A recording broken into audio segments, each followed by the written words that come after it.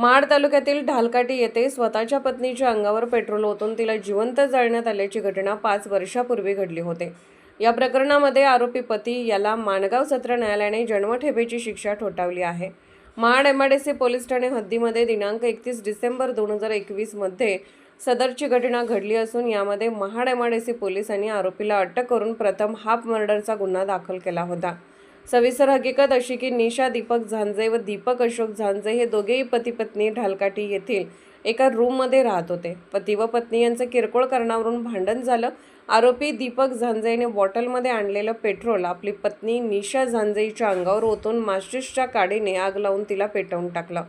यामध्ये निशा झांजे गंभीर स्वरूपामध्ये जखमी झाली होती। निशा झांजे हिला प्रथम उपचाराकरिता महाड येथे रुग्णालयात पाठवण्यात आले होते, मात्र जखम गंभीर असल्यामुळे तिला मुंबई येथील कस्तुरबा हॉस्पिटलमध्ये उपचाराकरिता पाठवण्यात आले। उपचारादरम्यान 6 दिवसांमध्येच निशा झांजे हिने अखेरचा श्वास घेतला।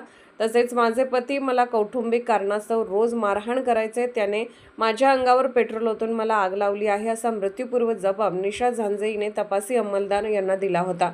महाड एमआयडीसी पोलीस ठाण्याचे सहाय्यक पोलीस निरीक्षक युवराज खाडे यांनी तपासाची सूत्रे हाती घेत निशा झांजे हिच्या मृत्यूनंतर आरोपी पती दीपक झांजे याच्या विरोधात खुनाचा गुन्हा दाखल केला।